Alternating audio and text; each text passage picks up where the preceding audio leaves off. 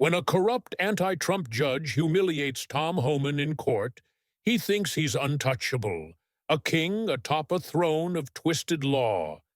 But when his target fights back with unyielding resolve, karma strikes like a thunderbolt, leaving the courtroom in stunned, breathless silence. Before we dive into this tale of justice, let me know in the comments where you're watching from. I'd love to hear. The day began heavy in the federal courthouse, a gray stone monolith humming with tension. Judge Marshall Davis was in a foul mood, his temper a live wire.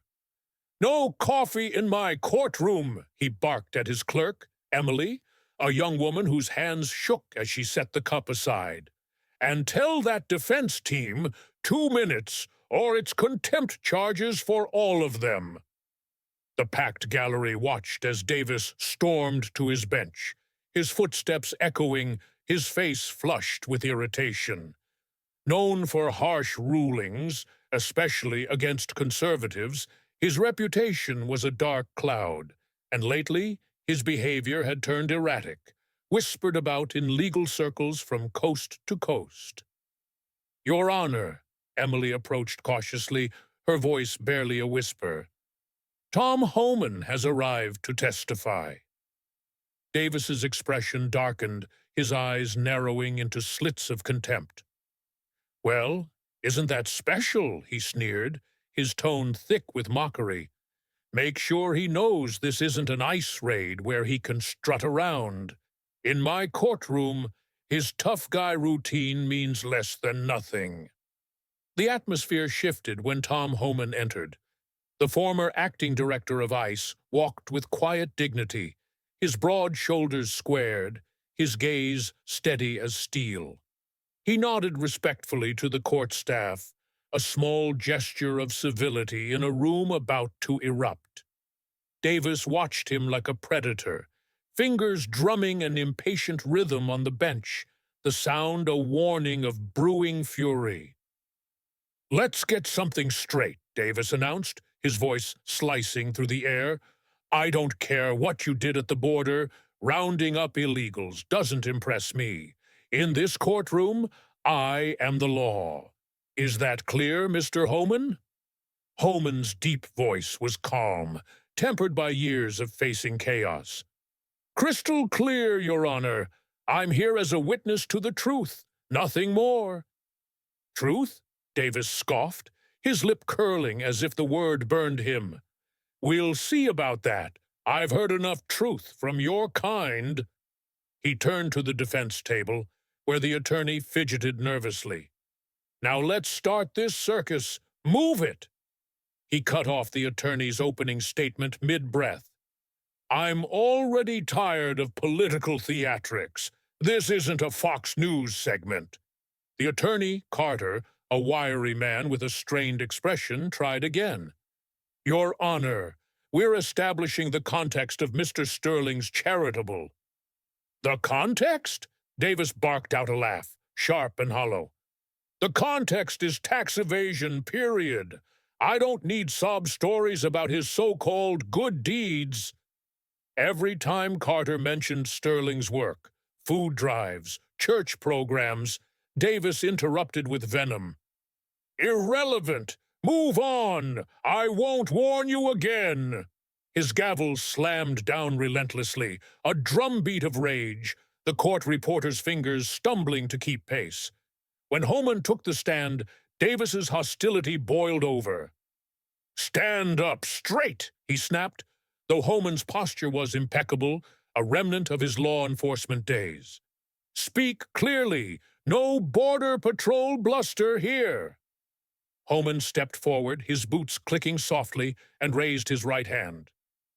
"Your Honor," he began, his voice a steady rumble, "I can attest to Mr. Sterling's financial transparency with the Faith and Family Foundation. I've reviewed the books." "Oh, here we go," Davis interrupted, rolling his eyes with exaggerated flair. "Another conservative fairy tale, family values, huh?" The gallery stirred uncomfortably, a ripple of unease spreading. Even the prosecution team looked uneasy at the judge's blatant bias.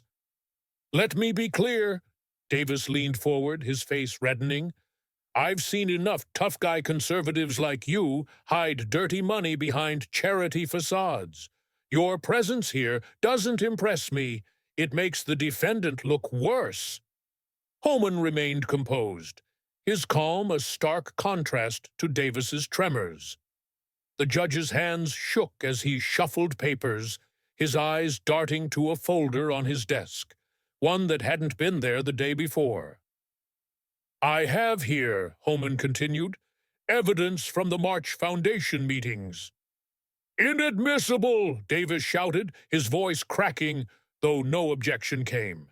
His reaction was visceral, almost panicked. "Your Honor," Carter stood. "On what grounds?" "Don't question me!" Davis roared, veins bulging. "One more word, and you're in contempt." The prosecutor shifted in his seat. This was beyond discretion. It was personal. "These were submitted in discovery," Homan said firmly. "Oh, were they?" Davis sneered. "Your ICE connections pull strings? Let me tell you about your kind. You think you can waltz in with political swagger and—" "Objection," Carter said. "Inappropriate." "Silence!" Davis slammed his gavel, the sound echoing. "No lectures in my court, especially from a border thug." "Your Honor," Homan said, "let's discuss the March 15th meeting." Davis froze, fear flickering in his eyes. "Not relevant," he stammered, glancing at the folder. "Interesting," Homan said quietly, "since it ties directly to this case." "Enough." Davis pounded the bench, hands shaking. "One more word, and you're gone." He shuffled papers frantically, sweat beading on his forehead, trying to reclaim control. "In fact," he spat, "you're in contempt. Your ICE badge doesn't scare me. You're a Trump lackey in a cheap suit." "Your Honor," Homan replied, unfazed, "let's talk Liberty Foundation payments." Davis paled instantly. "What payments?" he choked. "Remove him!" Davis yelled, but the officers hesitated, uncertain. Homan pulled out bank records. "Explain these offshore deposits, matching your rulings against conservatives." "Shut up!" Davis screamed, unraveling. "I am the law, not you." Homan held up a signed form. "This says otherwise." Davis lunged across the bench, pointing wildly. "A setup! Conservative conspiracy!" He stopped, too late. His panic had betrayed him. "Your activist meetings say different," Homan said. "I won't be interrogated," Davis shrieked. "Your evidence shows a pattern," Homan cut in. "Like the Thompson case. Evidence blocked, just like now." 6 a.m., Davis laughed, unhinged. "That fraud deserved it. They all do." "Or the Wilson hearing," Homan said. "Record sealed after Liberty Foundation talks." Davis twitched. "How do you—" He halted, realizing his slip. "The 100,000 next day?" Homan asked. The gallery buzzed. "Order!" Davis screamed, gavel flailing. "A plot?" "Like Mrs. Anderson?" Homan pressed. "She lost everything after a company sued, then donated to you." "Shut up!" Davis roared, wild-eyed. "I am the law." "No," Homan said. "You serve it, like when you opened that Cayman account." Davis stood, disheveled, pointing. "Arrest him! Seize those papers!" "Why these ones?" Homan asked calmly. "I don't explain." Davis paced like a trapped animal. "My authority's absolute." "Like in Williams?" Homan said. "Evidence sealed there too." Davis froze. "Those were destroyed?" Homan asked. "Like Liberty records?" "Enough!" Davis hurled his gavel, narrowly missing Emily. "Handcuff him!" The room went silent. Officers stood still. "Last chance," Davis snarled. Hand them over. Homan opened another folder. Like you told Sarah Mitchell after meeting Peterson. Davis blanched. Peterson? Who paid you $500,000, Homan said, after a yacht meeting with 7 judges, all ruling his way. No right, Davis screamed. Private.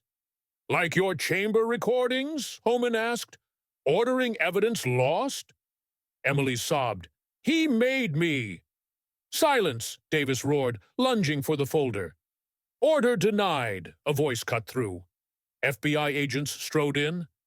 This court's under investigation, the lead agent said, badge flashing. Davis, stay put. You can't, Davis shrieked. I have immunity. We know you, the agent said. Liberty Foundation, offshore accounts, targeting conservatives. A setup, Davis cried. You planned this, he accused Homan. No, Homan said. You did, with every deal.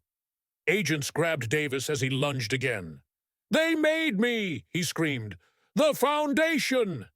Tell us more, the agent said. Davis clammed up. Lawyer! Homan showed more records. 7 judges, same payments, same rulings. The gallery erupted. This was a network. A political weapon, Homan said. Not justice, a shield for all. Davis slumped as his chambers were sealed, Emily confessing through tears. Cuffed, he glared at Homan. This changes nothing. Others like me exist. And others will fight, Homan said. That's justice, not your corruption. Davis's arrest sparked a firestorm of investigations, D.C., New York, beyond. The corrupt network unraveled. Wire transfers, hidden emails, witnesses stepping forward, clerks, even a janitor who'd seen Davis shred files. Sterling's case was dismissed days later. A new judge, Ellis, reviewed the suppressed evidence, tax logs, affidavits, and found no fault. Sterling wept as justice prevailed. Because it's not controlled by the corrupt, it's defended by the brave. Tom Homan left the courthouse, the crowd outside cheering. The fight wasn't over, but a blow was struck. If you believe in truth, like and subscribe. God bless America.